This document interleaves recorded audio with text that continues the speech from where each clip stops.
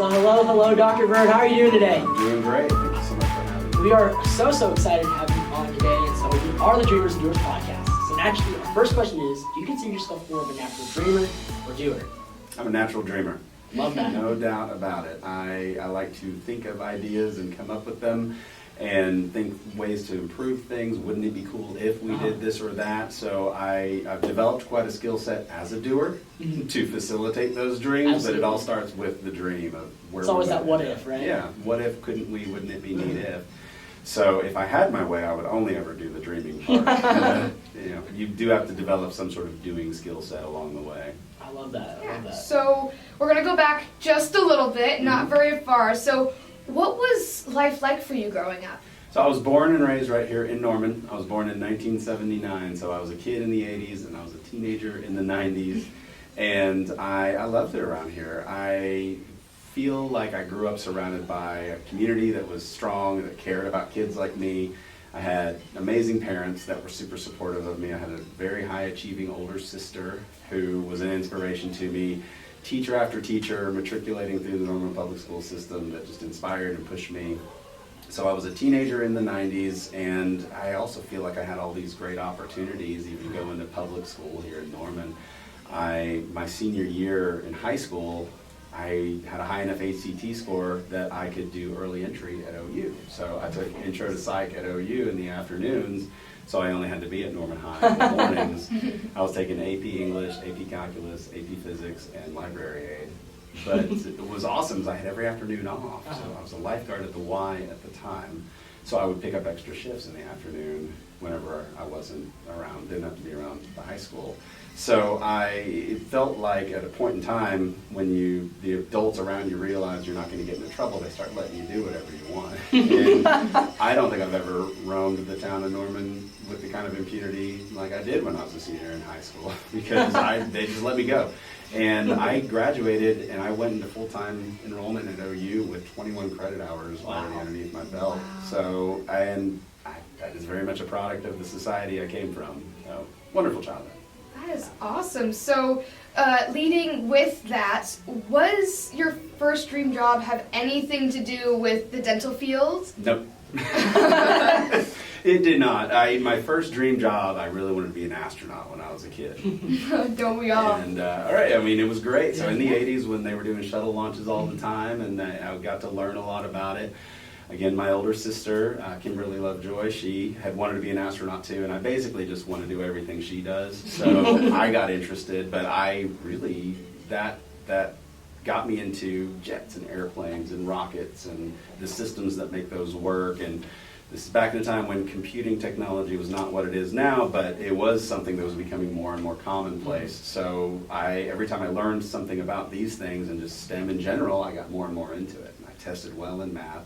And all of that led to my majoring. My bachelor's is in mechanical engineering that I got from OU, which I never used because I got into dental school. Yeah, so can you tell us, that kind of leads perfectly into how was that journey from becoming your very own dental practice and then moving to commercial real spaces, and then probably one of the cooler places to our viewers out there, those kids, to all have a birdie putt-putt. Yes, the miniature golf course. So how did that journey all accumulate? I'm really interested. Sure. So freshman at OU, and I still wasn't quite sure what I wanted to do. I had majored in mechanical engineering. I was pre-med thinking, I don't know, maybe I'll do this, maybe I'll do that.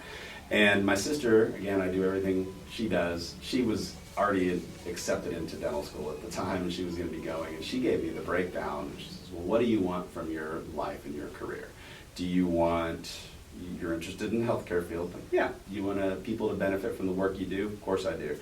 Do you want to be able to take pride in what you're doing? Well, absolutely. Do you want the opportunity to own your own business and have that kind of opportunity? Yes, of course I do. Do you want to work on Fridays? No. So dentistry has all of those things. It has the opportunities to do that. And you get a good work-life balance. You get the ability to own your own practice, or if you want to go into some type of group practice, there's tons of opportunities in it. So I focused on that. I was able to get into dental school, so I actually started dental school right after she stopped. So I'm continuing to just do whatever my older sister does. But that's what landed me there. That's what landed me in dentistry. But I also learned along the way that a good way to generate good income is with multiple income streams, passive income streams, things like real estate. And so whenever I was building my new building, I definitely wanted to build up some extra square footage that I could rent out, and that really helps pay the bills for the building now, because I'm paying it off still for a while, but it generates that income stream.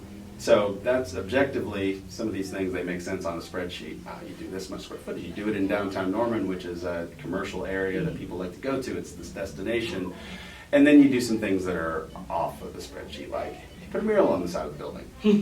And you put miniature golf courses next door. So, and then the other space, which is now leased by the Recess Taco Park, which is an outdoor eating and dining venue, which has yard games and lawn games. And it ties in really well with the miniature golf course. So, when I built my building, I was required by code to have a certain amount of green space outdoors, which is this grass patch next to my office that was just the bane of my existence. So it was required to have, but nobody hung out there. Nobody used it. It was a maintenance item. I had to have it mowed, and the sprinkler system broke for the second time. And I started to really think, well, I can do a permeable layer and maybe just do an AstroTurf down here. Well, wouldn't it be cool if we made it into a putting green? Wouldn't it be cool if it was a 9-hole mini golf? I can see the dreamer going out. And then you go and research. I found this company that makes these pre-made miniature golf holes. And then, well, how else do we really make this work? I don't want to run a miniature golf business. Well, let's make it free. How else can we justify it? Well, why don't we use this as an opportunity to put some nonprofits out there? So the concept here is it's free to play. You can bring your own ball and putter. Each hole, or if you don't have one, the Taco Park has some to check out when they're open. But each hole features a local nonprofit. Loveworks is one of them. And it's got a QR scanner to their landing page for their donation page, and people are encouraged to pick one along the way and just donate $10. That's so cool. And now people use that space all the time. So that was not really an income stream revenue generator, but it's a placemaker that makes my block a little nicer to go to and go visit, and makes downtown and makes that whole area as a whole just a Great use of space as well. Thank you. I love that. I can see that dreamer coming out. Like that is right on. Like that dreamer is just coming out right there. I love that. So looking towards the future, what is a dream that you're working towards right now? So there's no new big projects on the horizon. Really, the dream currently is to tune everything that's in place. So get the practice running, provide patient care more efficiently, more effectively. We're always finding those bottlenecks, the places that it's kind of clunky or hurdles to people coming in. Of course, dealing with COVID and safely providing all of this. The putt-putt course has some upgrades on the way because there's still grass out there. I still never got rid of the grass. But we're going to have the turf put in underneath the existing holes, and we're working with Loveworks to design some new obstacles out there too. So other than that, the radar's always up. If there's a good opportunity to get into another investment property, my wife, who owns her own business, also just bought her own building, and just being her support team while she goes in on these endeavors. It's all sort of a mix. So I can't identify, say, here's my next big thing, or keep on keeping on for a while. I feel like that's really like comes natural for a dreamer though, is that like you don't like have that dream always just set in place, it just comes sometimes. Right. I love and that. you build on it, yeah. Well, and there's a point where, so there's a really good book called Rework, and each chapter is standalone. You can just read it on its own. And one of the things I read in there that I loved was when you talk to entrepreneurs and you get into this entrepreneur speak, they say, well, how are you going to scale? How are you going to grow to 100 locations? How are you going to get bigger, bigger, bigger, bigger? What's your exit strategy? All this stuff, and it's exhausting. There's nothing wrong with growing a company to a healthy size and just letting it run. You don't have to expand if you're making a good living from it as is. So feeling like that's a lot of where I am with the dental practice. I want to earn my living from the dental work that I do. I don't want other locations. I don't want to bring on other dentists. The time and resources that would put into doing something like that, I'd rather develop more commercial real estate or do some more placemaking downtown, that sort of thing. That's really, really great. Thank you. So our main target audience, we have a lot of middle school, high school listeners out there, and so we would love if you could share a life lesson that you wish you knew when you were in middle school or high school. Sure. So the first one, I rolled this one around for a while. It's hard to, this is the one I was struggling with how to answer, and I feel like, especially middle school age, the bit of advice is, it's a little bit of a code read for you. So when people always tell you guys all the time, just be yourself. Oh, I'm going to get it, I'm going to try this, just go be yourself. Everything will be fine. what are they really saying? What they really mean, because a lot of people, when you're that young, you may not know who you are. You're not self-actualized. You may not know who your true self is at that point or in that situation. What they're telling you is don't try to manipulate that situation. So if you're going for a job interview or a sales pitch, or there's a young lady or a young man that you want to go talk to, go be yourself. Don't manipulate that situation. It's go be in that moment and be genuine. Bring what you're offering. Because if you fake it through that first level, they're going to figure out that you weren't being yourself, and everything goes horribly awry after that. So, and there's no right or wrong answer to that. So once you start to figure out how to be genuine, you start to really figure out how you do want to portray yourself, how you do want to live your life. One of my favorite analogies, we're getting into some of these long answers, is car companies is a great example. So you've heard of Ferrari, right? An Italian automaker, really cool, fast cars. Do you know what their advertising budget is? 0. It is, yeah. Did you know that? No. A lot of people assume higher. Now, their Formula One race budget is huge. Yeah. But that's how they get their name out there, is by building these race cars, and people just know what Ferraris are. Never seen that history. You'll never see a billboard for a Ferrari. Now, you've heard of Ford Motor Company. They have one of the biggest advertising budgets in the whole auto industry, and they make really practical, reliable cars that will get you to work. They make sports cars, and they make compact cars. They make all sorts of different things. They know what they are. I mean, they're putting themselves out there, being genuine about what they are. Ferrari is being genuine about what they are and want to be. So when you go and to just be yourself, it's go and decide if you want to be Ford or Ferrari. There's no wrong answer to that, and just then go do it.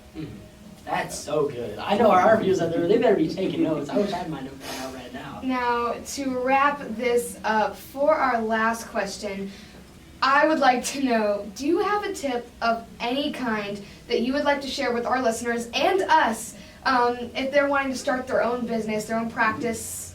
I do. I've got a couple. All right, we're ready for it. I'll try to keep this quick. So it can be very intimidating, especially when you get into that entrepreneur talk, right? Mm-hmm. Everybody says entrepreneurs are all big risk takers. And I think of it a little differently. I don't think entrepreneurs are necessarily risk takers. I think entrepreneurs make a unilateral bet, which is a very safe bet to make, because what they're betting on is themselves. Now, to make yourself a safe bet, you need to set yourself apart. You need to be rare. You need to have a skill set that few others have. Dentistry, there are 330 million people in the United States right now. There are 200,000 licensed dentists, which means 0.06, I think that was my math. I think it was 0.06% of the population is a dentist. It's not very many. So I have a skill set that is rare and hard to find and valuable, and it's really easy to make a business out of that. Yeah. If you're going to get into a business that's a high volume that a lot of people do, or the restaurant or retail, find what makes yours special. Be the value added to it. You're going to be the thing that makes the difference of if that's going to work or not. If you can make a better restaurant experience that's going to attract those customers, then you do that, but you invest in yourself to make yourself ready to do that. You're going to be the big difference maker. Every investment in yourself is going to pay off in spades. And framing this for young people, the exciting news is all of the adults around you want to give you those resources and build you up to be that. So your parents' friends, your teachers, your coaches, all of these people, they want you to learn. So we all, as the adults in your life, have this obligation to get you over that finish line.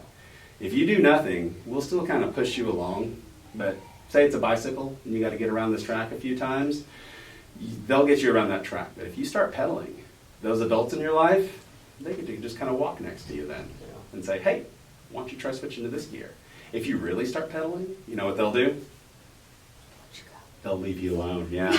And they'll set up some lawn chairs at the stop line. And That's then my boy. every time you come around, they're going to be giving you the good stuff. They'll be like, hey, at that first turn in a little earlier this time now. And then you're just trucking it. And now you're really getting all of their wealth of knowledge they have to give you and resources. They are on it now. You're supercharged. And by the time you're done with all of that, You've invested in yourself, everybody else has invested in you, and you are a bike riding machine at that point. You can go off track, you can go ride it over a mountain, you might have ideas of how to make a better bicycle at that point. And now all these adults that were around you that left you alone because you started pedaling, they're going to be so proud of you guys. But that's where you become that value added to whatever endeavor you get into.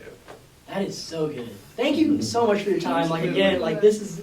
I wish I had my notepad out right now. That was so good. And so, before we officially leave off, where can you find more about your dental practice and Birdie Putt Putt? Oh, sure. So I did name everything after myself. So if you just Google search my name, it comes up. But it's Facebook, and I have an Instagram that I mostly it goes to Instagram, then onto Facebook. Not on Twitter, but my website is gb.dental.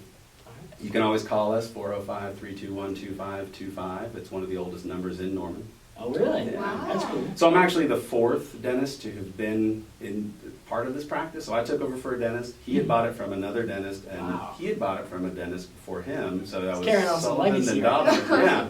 So Dobson started the practice in 1960. And the only thing we still have of his is the phone number. And then he retired, and Sullivan assumed the practice. Sullivan passed away young, and then Dobson went back to school to be a pediatric dentist. That's what it was. Then Sullivan passed away, Dr. White took it over, and then when he was ready to retire, I came on with him. So a little bit of Norman history for our viewers out there too. Yes. Ben, thank you so much for your time, and I know we're going to just learn so much from this. So viewers out there, we'll be back very, very soon with our next amazing guest. All right, guys, and we are back with our next guest, Sam. Sam is a 5th grader at Cleveland Elementary and joined Loveworks After-School Leadership last August. After living in the country and gardening with his family, he immediately connected with the Real Garden team, harvesting and pickling produce from the Loveworks garden, selling produce at the farmers market on Saturdays has been a confidence builder. And being around the other Loveworks students, Sam became inspired to start his own micro business with the Business Boot Up program. With the colder weather limiting gardening, he will be selling his homemade hot packs at the Loveworks Winter Market, which has already happened. So we know that you sold at the Winter Market, and I got to see them. They were super, super cool. So hello, Sam. Thank you so much for joining us today. All right, Sam. So we are so excited to learn more about you and your story. So what is Cozy Comforts, and when did you start becoming a little more serious about this business? Cozy Creations is a business that I created, and we create natural heat packs filled with rice. We have several different varieties. Super cool. So, like, what kind of designs can we expect on one of these hot packs? Well, we buy different, like, socks and fabrics from the store with different designs, but sometimes people decide to give us some fabric with design or something that they want, so you can have custom. Do some custom. I love that. So we're hoping to inspire some of those younger entrepreneurs out there. And we know from personal experience, starting a business is not always the easiest, and you face some challenges. So what were some early challenges that you faced while trying to start your business, and how did you overcome them? Some early challenges I faced in my business were finding the right price for the objects, having to identify different objects and test them out. Yeah. For example, we discovered that using fleece, it carried too much moisture, so we decided to use the cotton and flannel instead. So super, so you did your research. So, you know, if you're expecting one of these, we know that they put research in it. I love that so much. Yeah, so what is one of the biggest things that you have learned about the business and from your experience in selling? One thing that I have learned is that people want the lower prices. Actually, yeah. So how did you figure that out? You find that out the hard way, or did you do some market research before? Well, I have just knew that, like, before, or I joined Loveworks, that people usually just like items that don't cost that much. Yeah. So for our last question, what has been like your all-time favorite part of starting your own business? My I know favorite it's a hard one. part would probably be the idea of customization, you know? I love that, and so like I love that your favorite part is like being able to improve your product and like make it better for your customers. So Sam, thank you so much for your time. I know that those who listen to this podcast are going to be better, and they're going to be inspired by you. Went out there, not only were you involved with the real garden, but you started your own little micro business, and that's something so cool. And I'm glad you're be able to be part of that. So Sam and Grace, that was a pretty awesome couple interviews. What was your favorite? Well, I mean, I love how Dr. Bird was talking about, like, the real meaning of what be you means and, like, be yourself. The fact that, we're told this, I feel like, so often, and we're just like, yeah, sure. And he really talked about the true meaning and what it actually means, and I love that. Yeah. It's awesome. What about you? Sam, I loved like your story and like how you kind of got to the fact is like you kind of started off, real garden. I saw you took that under your reins, started doing it. And then, I feel like you were very like a product of the people or environment around you because you saw all this going on at Loveworks, the entrepreneurial spirit. You're like, let's get on that. Let's be part of that. And I love that about your story and that we kind of got to see that happen. And so your story shows like surround yourself by the right people, Mm-hmm. And I love that so much. And the fact that he just like he actually puts the time into research his products, I think it's awesome. Yeah, and so, viewers, next week we will be back with 2 new business owners that hopefully inspire, educate, and give you a powerful plan of action to grow your idea or business. And if you're here, that's awesome because you're on our new profile, which we're super happy and proud to be part of. Again, we want to send a huge thank you to Norman Chamber of Commerce, Rich Connecticut, Cleveland County, Canada, Loveworks Leadership, believing in our youngest entrepreneurs. And remember, real leaders, they don't blend in, they stand out. Dream big. And do your dreams. Bye, y'all.